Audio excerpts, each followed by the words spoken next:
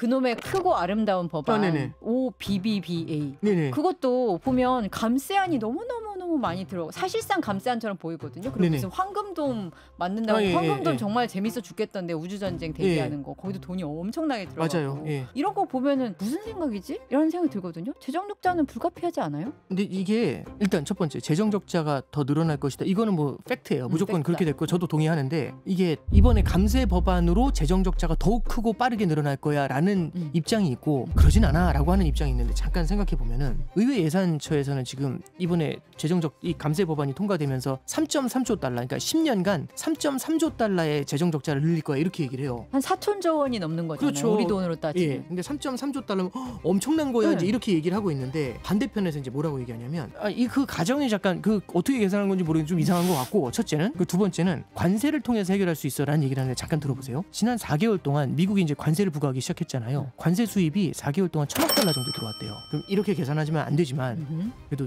무식하게 한번 계산해 보면 4개월간 1,000억을 벌었으면 12개월 1년이면 3,000억을 벌죠. 네. 3을 곱하니까 네. 10년이면 3조죠. 10년이면 3조 달러 관세로 들어오는 거잖아요. 아까 재정적자가 3.3조라면서요. 그리고 감세해서 경기가 좀 올라오면 3천억 달러는 세금으로 10년간 거둘 수 있지 않을까요? 그럼 퉁치나요? 이제 갑자기 이제 이런 생각이 들죠. 그렇군요. 거기다 그 감세 법안 안에는 굉장히 재정 지출을 줄이는 것도 있죠. 그러니까 이제 저도 그래서 하나 이제 말씀드리고 싶은 거는 그럼에도 불구하고 현재 이미 만들어 놓은 재정 적자가 워낙에 어마어마하죠. 크고 금리가 높기 때문에 이 비용 그러니까 이게 크게 얹히는 건 아닐지라도 현재도 워낙 심하니까 이게 더 늘어날 거라는 거는 의심의 여지는 없거든요. 이런 비제 문제를 계속 돈을 풀어서 메우잖아요. 근데 이제 가장 문제가 되는 건 이게 어려워지는 순간이 이제 물가가 높아질 때는 힘들어요. 그러면은 돈을 풀어주기가 되게 힘들어질 수 있어요. 그러니까 인플레이션이 진짜 무서운 거죠. 그래서 이제 파월 의장 입장에서는 이게 결국에는 돈을 풀어주는 게 하나의 정말 힘들 때마다 서포트를 해주면서 돈을 풀어줘야 되는데 물가가 올라와서 이게 물가가 상시로 올라와 있으면은 어려울 때마다 돈을 풀어서 지원해주는 게 참 어려워질 수 있잖아요. 그래서 파월 의장이 약간 멀리 바라보는 거고 트럼프 행정은 지금 당장 경기가 이렇게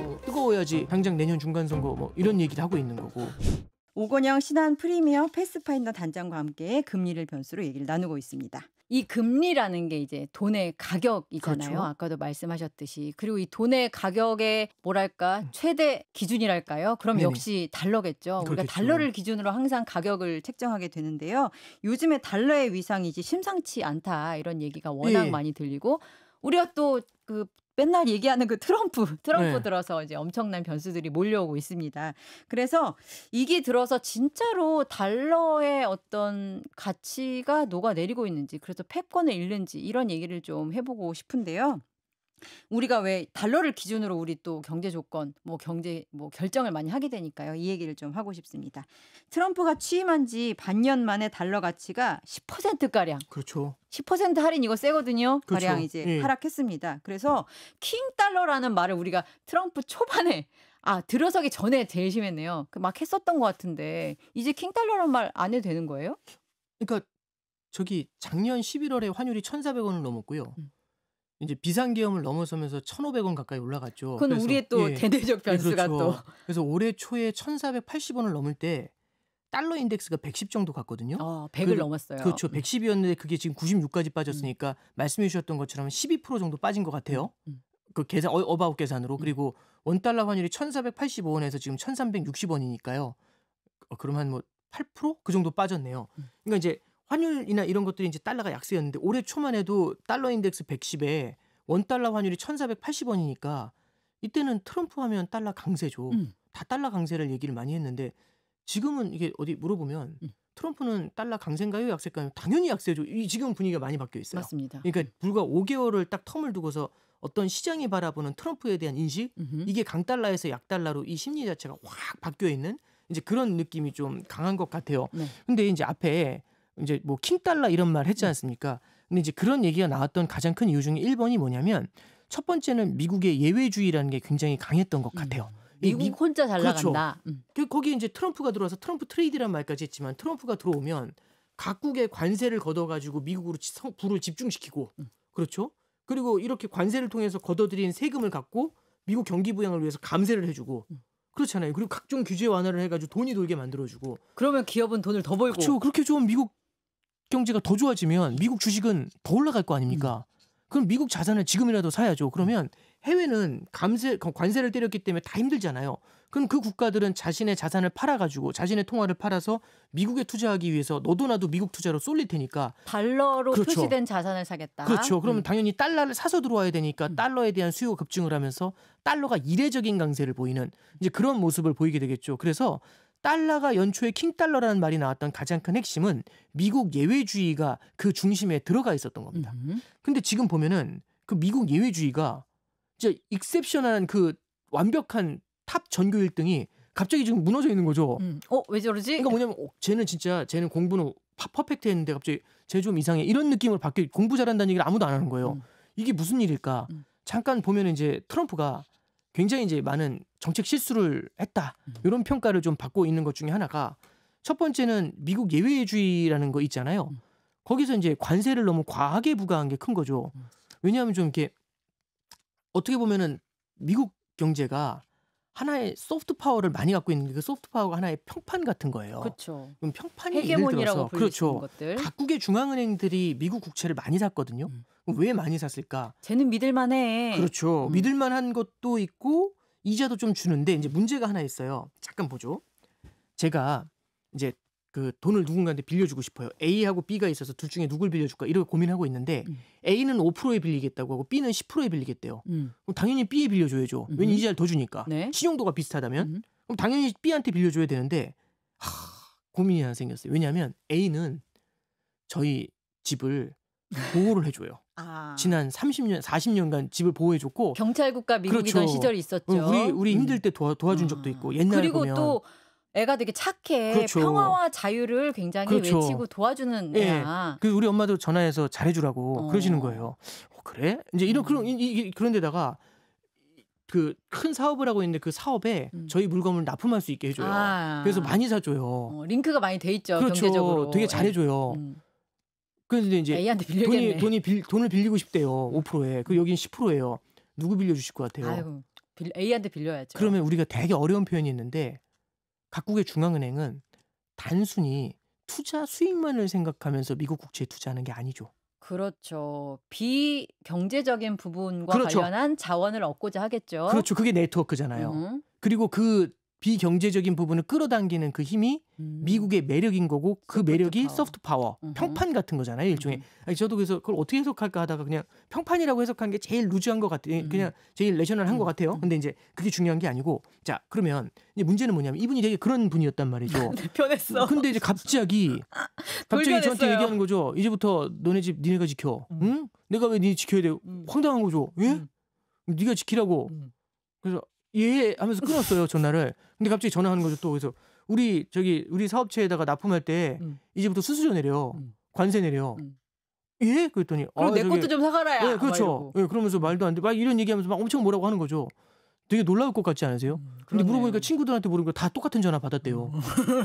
그러니까 이게 좀 무섭지 않나요? 무서워요. 그러면 여태까지 제가 5%에 빌려줬었는데 얘한테 빌리기 싫죠. 그런 생각을 저도 할 거잖아요. 그렇죠.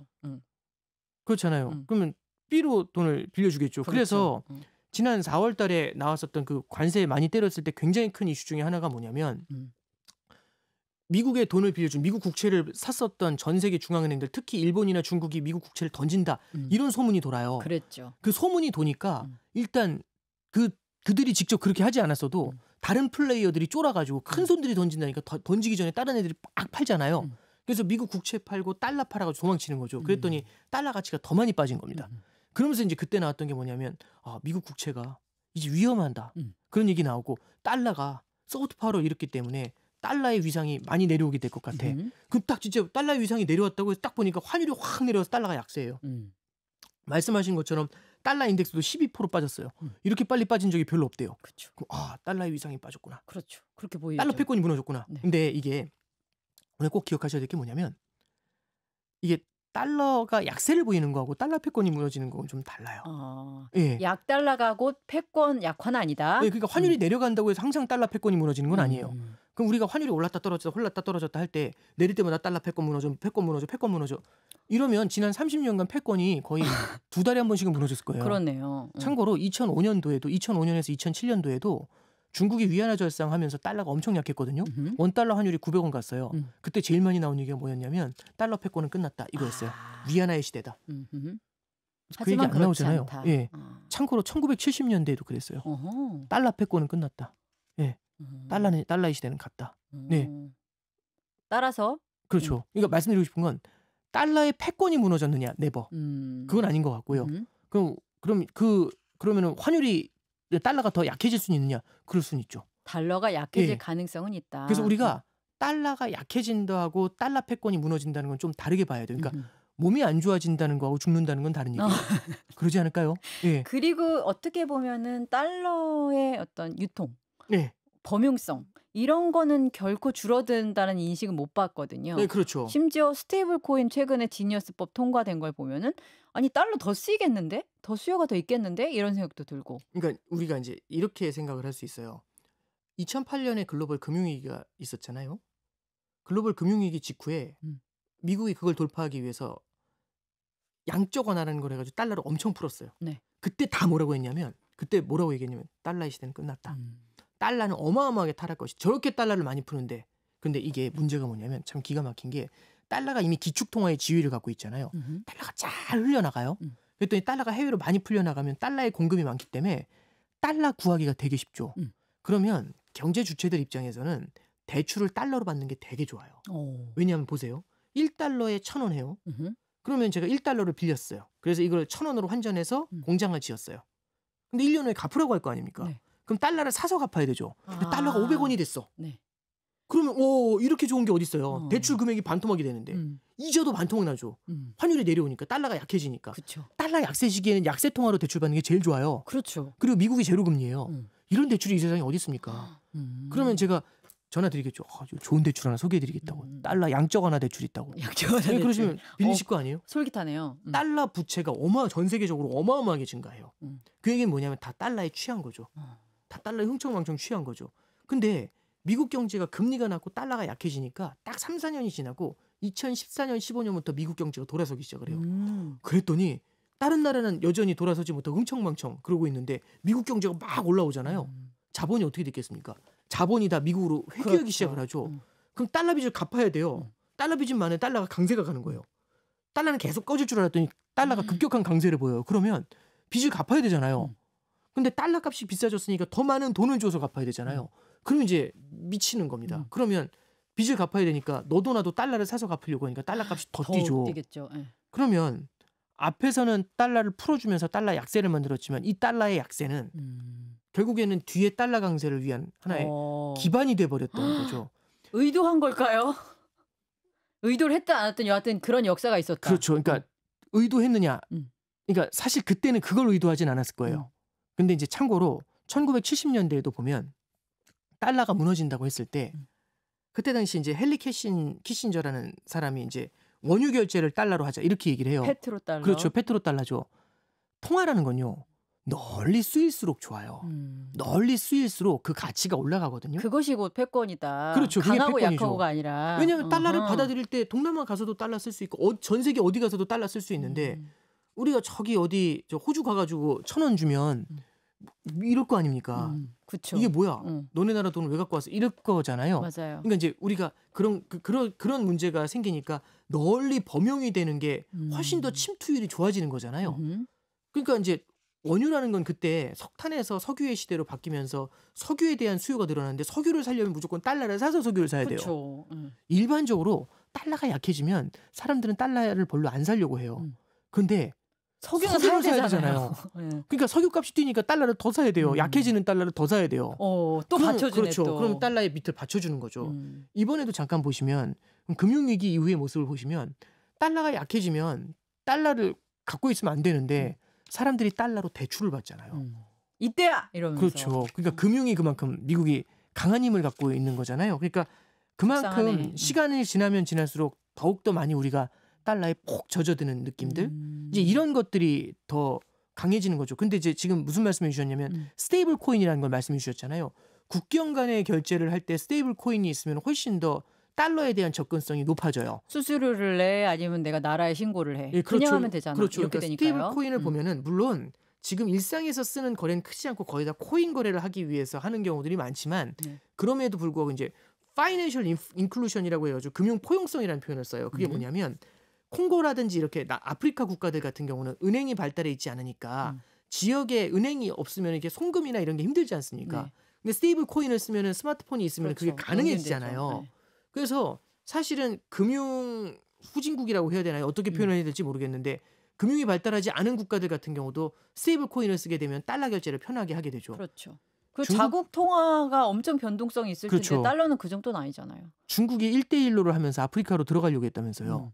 그럼 아프리카로 들어간 다음에 달러 쓰라고 했을까요? 아니면 위안화 쓰라고 위안화 했을까요? 쓰라고 했겠죠. 그러니까 이제 그만큼 내 나라 통화를 다른 나라가 많이 쓴다는 게 패권을 갖다가 장악하는 데 도움을 줘요. 그렇군요. 근데 미국이 그러면 일일이 돈을 내면서 하기는 싫거든. 그쪽에다 아프리카에 인프라 세워주는 것보단 스테이블 코인이라는 걸 통해 가지고 달러에 대한 접근성을 높이는 게 하나의 방법이 될 수도 있겠죠. 그럼요. 이미 구축해 놓은 달러의 세계에서 그냥 스테이블 코인 하나만 얹으면 콩고를 뚫을 수 있는데 중국처럼 그렇죠. 뭐 다리 놔주고 그렇게 안 해도 되거든요. 예, 그렇죠. 그러니까 이제 되는군요. 국경 간의 결제라든지 이런 얘기들도 있지만 결국에는 달러를 조금 더 구석구석 침투시켜주고 더 취하게 만들어. 그렇죠. 달러에 대한 접근성을 각국에 갖고 있는 이 금융 규제가 되게 많거든요. 이런 것들을 무력화시키면서 달러에 대한 접근성을 훨씬 더 높여주는.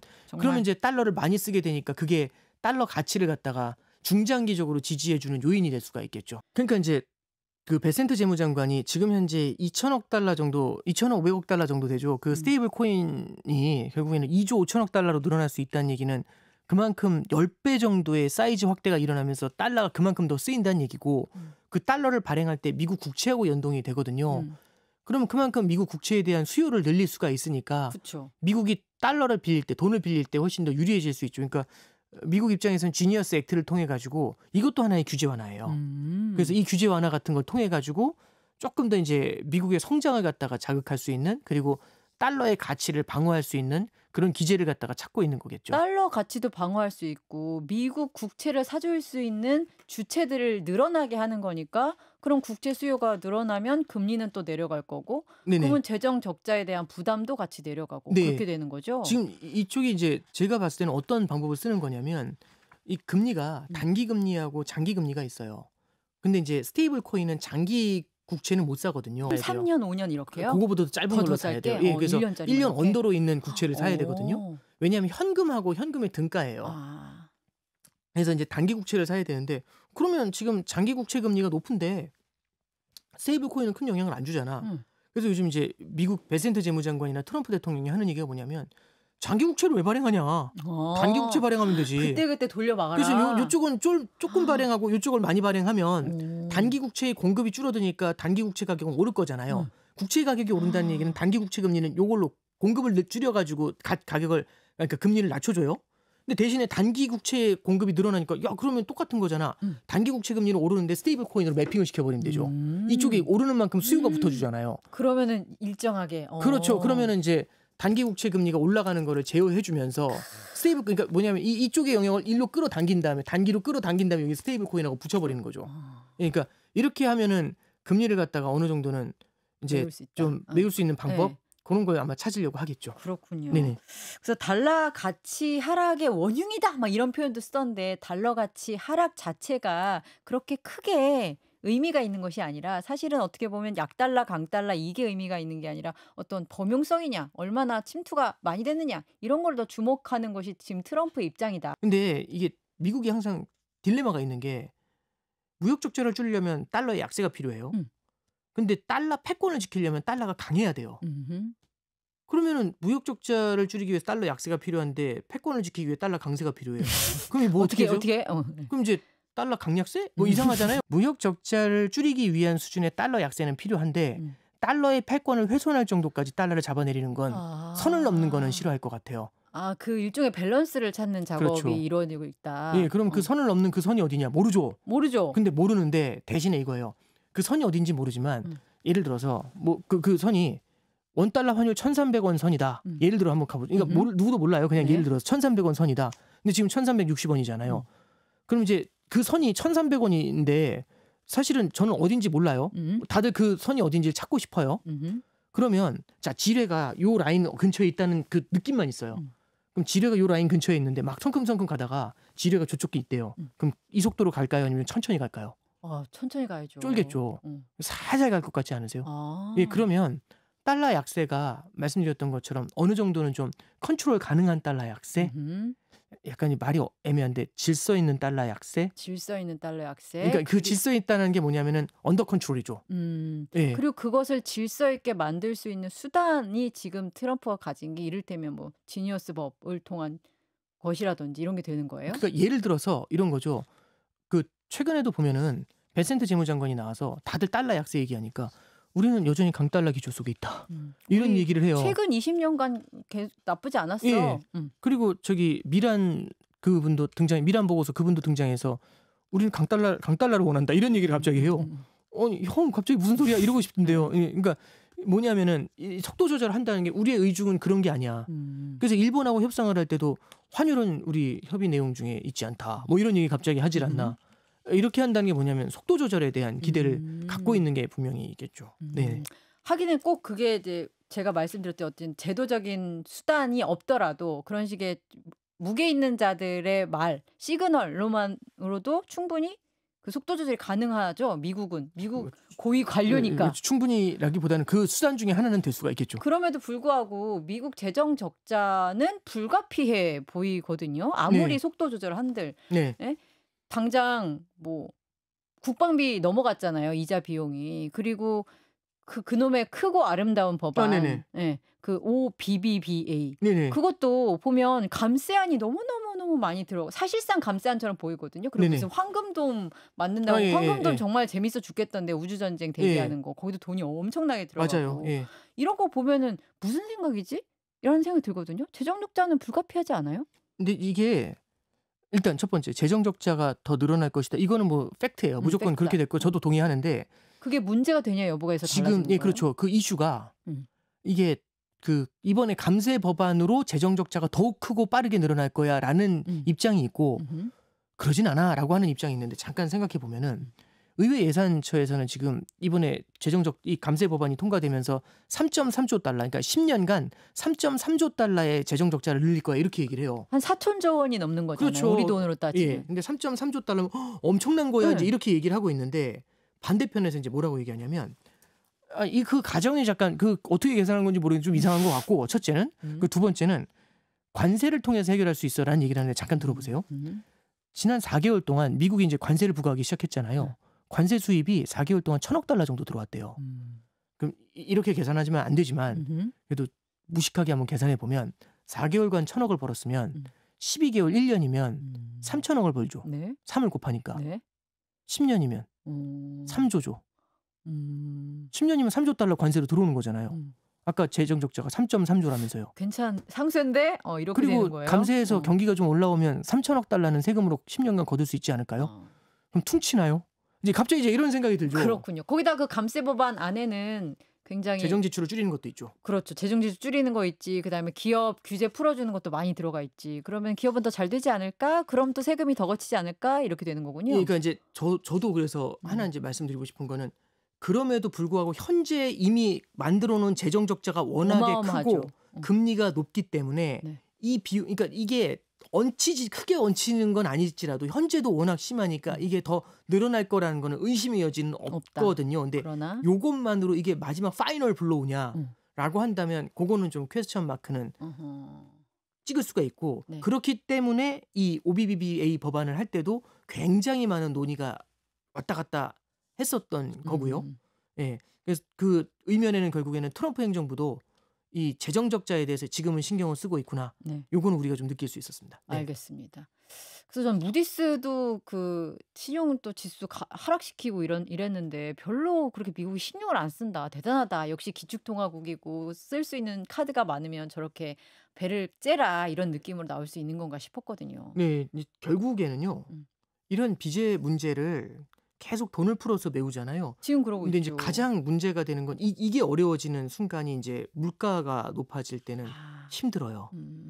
그러면은 돈을 풀어주기가 되게 힘들어질 수 있어요. 돈을 풀어준 물가가 더 오르는데 그렇죠. 이렇게 되는 그러니까 거군요. 인플레이션이 진짜 무서운 거죠. 그래서 이제 파월 의장 입장에서는 이게 결국에는 돈을 풀어주는 게 하나의 정말 힘들 때마다 서포트를 해주면서 돈을 풀어줘야 되는데 물가가 올라와서 이게 물가가 상시로 올라와 있으면은 어려울 때마다 돈을 풀어서 지원해 주는 게 참 어려워질 수 있잖아요. 약발이 안 받겠죠. 예, 그래서 그리고. 파월 의장은 약간 멀리 바라보는 거고 음, 트럼프 행정부 지금 당장 경기가 그렇죠. 이렇게 뜨거워야지 당장 내년 중간 선거 뭐 이런 얘기를 하고 있는 거고 이게 또 선출 권력과 임명 권력의 한계인가 이런 그런 생각이 것 들고. 같습니다. 네네. 알겠습니다.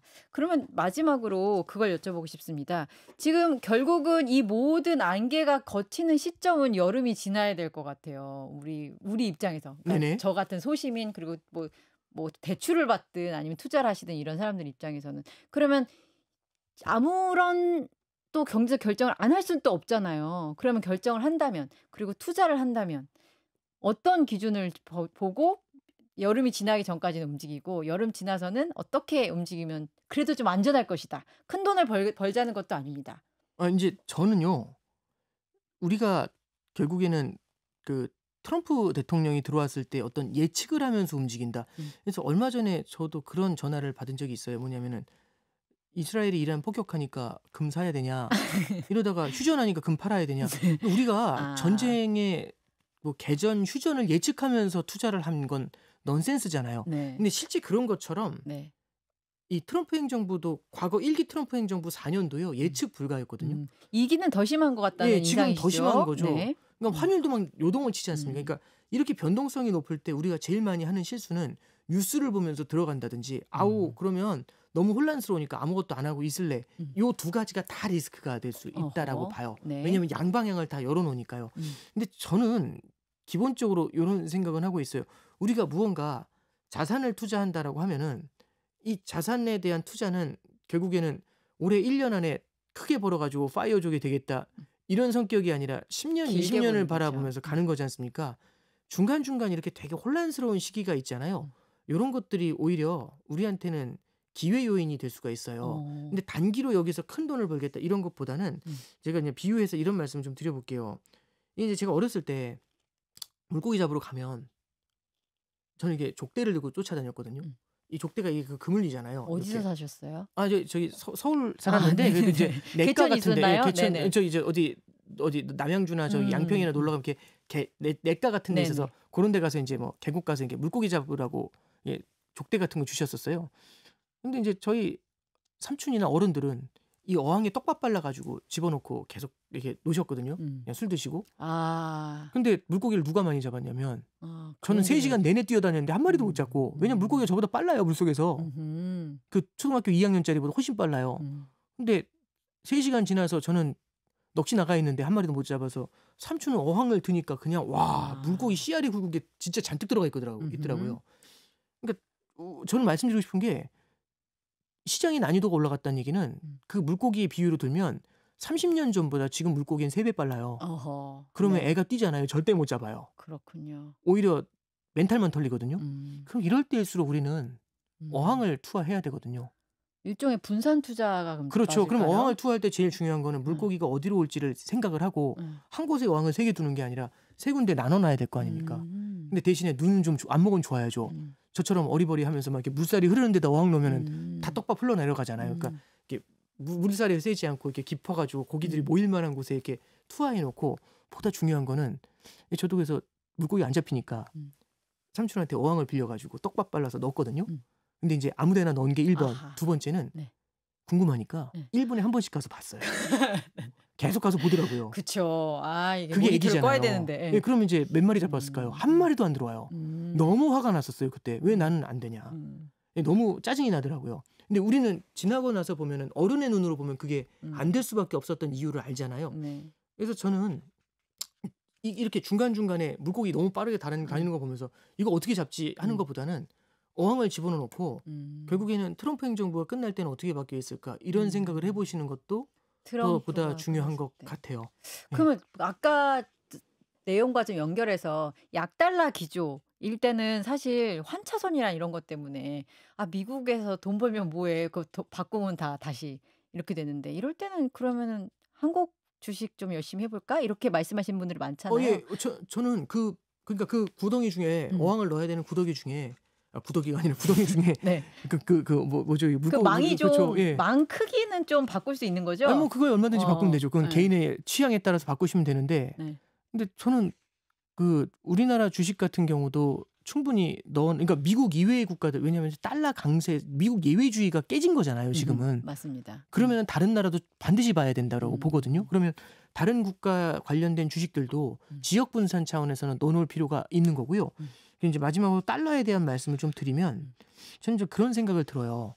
우리가 달러라는 자산을 환율 움직이는 걸 보면서 달러 강세일 때 달러가 약세일 때 달러를 사서 끌어올리고 막 이렇게 환차익을 노리면서 막 중간중간 움직이는 걸 막 트레이더처럼 들어가서 떼돈 벌 수 있다. 저는 그렇게 생각 안 해요. 개인 절대로 불가능해요.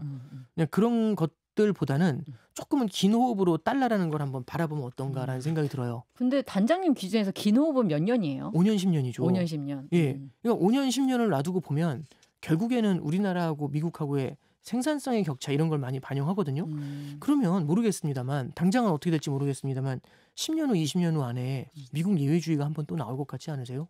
아까 그 말씀했던 것이 다시 또 자본이 미국으로 회귀하는 시점도 그렇죠. 올 수 있고 돌고 도는 거죠. 그러면은 달러가 또 강해질 수도 있지 않습니까? 그러면 우리가 포트폴리오에 원화 자산만 담는 게 아니라 달러 자산도 일정 수준은 좀 담아놔야 되지 않을까요? 예. 어떻게 보면 아까 말씀했듯이 이게 기회일 수 있군요. 예, 그렇죠. 그래서 이렇게 쭉 나눠서 이게 한번 좀 바라보시는 것도 되게 중요하시지 않을까. 알겠습니다. 아, 요즘처럼 트럼프가 꿈에 나오는 이코노미스트들이 그렇게 많다고 네, 하는 힘드네요. 시점에 변수들 쫙쫙쫙 정리를 해주시면서 이럴 때는 무엇을 봐야 될지 그리고 어떻게 움직여야 될지 그리고 가장 중요한 게 좀 긴 호흡으로 보자. 요즘 같은 시대에는 라는 말씀 해주셨습니다. 그리고 당장은 여름 지나서 이놈의 관세 미국의 정책이 어떻게 되는지 그거를 가장 먼저 봐야 될 변수로 네네. 짚어보고 그때 한번 또 쉬운 설명 네. 패스 파인딩 또 해주셔야죠. 알겠습니다. 우리 단장님께서. 네네. 알겠습니다. 오늘 여기까지 들을게요. 네, 감사합니다. 감사합니다.